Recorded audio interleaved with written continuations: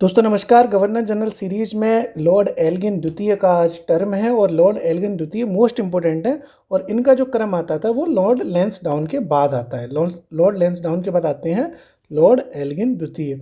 ये 1894 से लेके 1898 तक हिंदुस्तान में गवर्नर रहे थे साहब। और इनकी स्टोरी अपन समझते हैं। देखो 1894 में ये आ गए इंडिया में, इन्होंने मस्ती मारी। और 1895 में दो बड़ी घटनाएं, मतलब 1895 की एक बड़ी घटना है जो इनके कार्यकाल में हुई थी। वो कौन सी घटना है साहब? वो है दोस्तों बेलबी आयोग का गठन। जो बेलबी आयोग बना था वो इन्हीं के टाइम में बना था। अब आपके खोपड़ी में आएगी कि बेलबी आयोग क्या था साहब।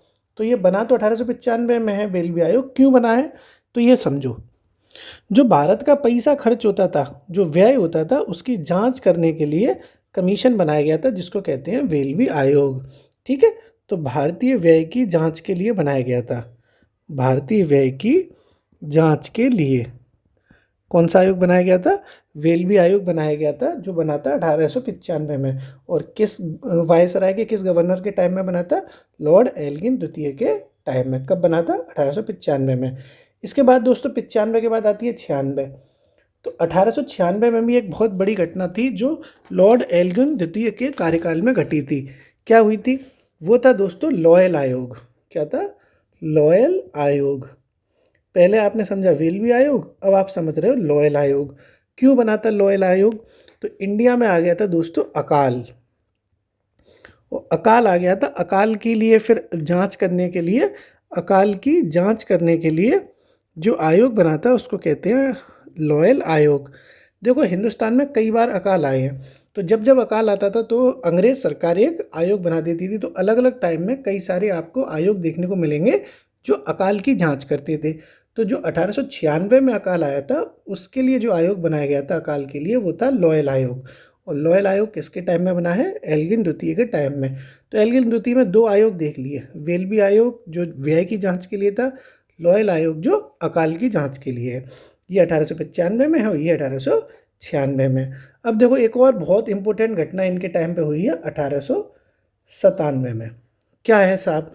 स्टोरी समझो। पहले स्टोरी देखो। दो भाई थे जिनको कहा जाता है चापेकर भाई, चापेकर बंधु।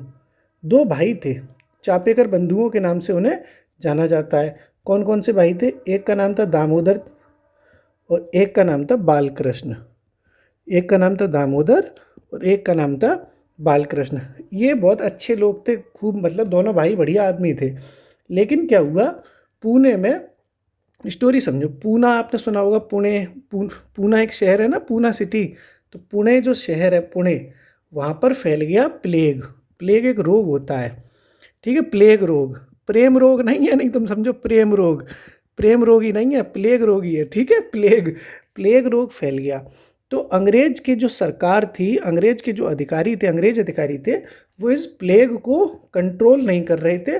जानबूझ के प्लेग से लोगों को मरने दे रहे थे। कोई किसी भी प्रकार का कोई भी उपाय नहीं कर रहे थे।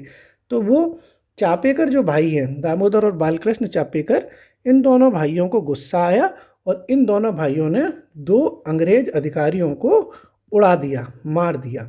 तो वो पूरी जो घटना हुई थी, वो घटना हुई थी मारने वाली 1897 में। ठीक है। और किसने मारा था? चापेकर भाई यानी दामोदर और बालकृष्ण चापेकर ने। ठीक है। तो यहाँ लिख लेते हैं, चापेकर बंधु दामोदर प्लस बालकृष्ण ने प्लेग प्लेग नियंत्रण करने में असफल रहे अंग्रेज अधिकारी। असफल होने वाले दो अंग्रेज अधिकारियों दो अंग्रेज अधिकारियों दो अंग्रेज अधिकारियों। अब उन अधिकारियों का नाम भी आपको पता होना चाहिए कि दो अंग्रेज अधिकारी हैं तो कौन कौन से हैं, पहला कौन सा है, दूसरा कौन सा है। तो दोनों के नाम पता होने चाहिए। शॉर्ट में अगर आपको याद रखना है तो रैंड और अयस्ट थे। अभी भी लिख दे रहा हूँ। एक का नाम था रैंड, WC रैंड। और दूसरे का जो नाम है वो नाम है चार्ल्स अयर्स्ट। अयर्स्ट। तो ये थे अधिकारी। तो हम तो याद रखते हैं रैंड अयर्स्ट। रैंड और अयर्स्ट ये दोनों अंग्रेज अधिकारी थे। इन दोनों को मार दिया किनने? चापेकर बंधुओं ने। ठीक है साहब। तो चापेकर बंधु यानी दामोदर और बालकृष्ण ने प्लेग नियंत्रण करने में असफल होने वाले 2 अंग्रेज अधिकारियों WC रैंड और चार्ल्स अयस्ट को मार दिया। और ये घटना जो कब हुई, ये घटना हुई दोस्तों 1897 में। और 1897 में कब था, कौन था गवर्नर, लॉर्ड एल्गिन द्वितीय। तो 3 घटनाएं आपने समझ ली। वेल्बी आयोग जो कि भारतीय व्यय की जांच के लिए बना 1895 में। फिर 1896 में लॉयल आयोग जो अकाल की जांच के लिए बन गया। फिर 1897 में क्या हुआ, चापेकर भाइयों ने अंग्रेज अधिकारियों को उड़ा दिया। कौन कौन से अधिकारियों को, रैंड और अयस्ट को उड़ा दिया साहब। ये जो लॉर्ड एल्गिन द्वितीय था ना, ये डायलॉगबाजी बहुत करता था। तो ये इसने 2 बहुत फेमस स्टेटमेंट भी दिए हैं। तो इसका ये स्टेटमेंट भी सुन लेते हैं, समझ लेते हैं इसका प्रमुख कथन। लॉर्ड एल्गिन द्वितीय के कथन। लॉर्ड एल्गिन द्वितीय के कथन पूछे जाते हैं ना कि ये किसका स्टेटमेंट है। तो भाई इसका स्टेटमेंट देखते हैं। पहला इसका जो स्टेटमेंट है बहुत फेमस, वो है कि हमने भारत को तलवार की बल पर जीता। कौन सा है, हमने भारत को तलवार की बल पर जीता। तलवार की बल पर जीता। हमने भारत को तलवार की बल पर जीता और तलवार के बल पर ही इसे अपने कंट्रोल में रखेंगे।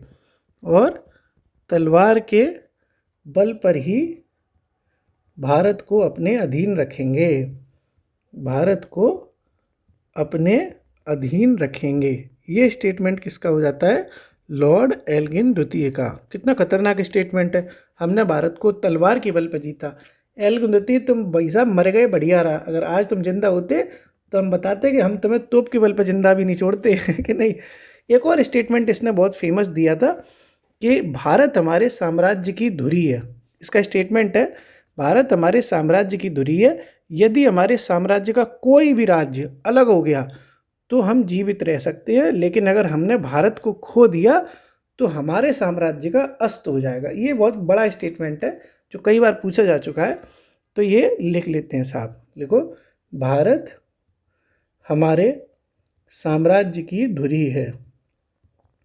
भारत हमारे साम्राज्य की धुरी है। यदि हमने भारत को खो दिया, यदि हमने भारत को खो दिया तो हमारे साम्राज्य का सूर्य अस्त हो जाएगा। तो हमारे साम्राज्य का सूर्य अस्त हो जाएगा। सूर्य अस्त हो जाएगा। ये जो स्टेटमेंट था ये मोस्ट इम्पोर्टेंट है। मतलब लॉर्ड एल्गिन द्वितीय खुद कह रहा है कि इंडिया है ना, यानी भारत है, उन्हीं की वजह से अंग्रेज साम्राज्य टिका हुआ है। अगर अंग्रेजों के साम्राज्य से निकल गया तो अंग्रेजी साम्राज्य का सूर्य अस्त हो जाएगा, सब खेल खत्म हो जाएगा। तो आपने पूरा एल्गिन द्वितीय के ये स्टेटमेंट भी समझ लिए। पहला स्टेटमेंट तलवार की बल वाला था, दूसरा स्टेटमेंट सूर्य अस्त वाला था। ये कीवर्ड्स थे। अब आप दोस्तों पूरा आपने एल्गिन द्वितीय समझ लिया। अब आप हमें कमेंट बॉक्स में बताओ कि जो डूरंड आयोग है, डूरंड आयोग की स्थापना किस गवर्नर जनरल के कार्यकाल में हुई थी। हंसते रहिए, पढ़ते रहिए, मुस्कुराते रहिए। मॉडर्न हिस्ट्री का इंपॉर्टेंट पार्ट कवर करते रहिए। शुक्रिया।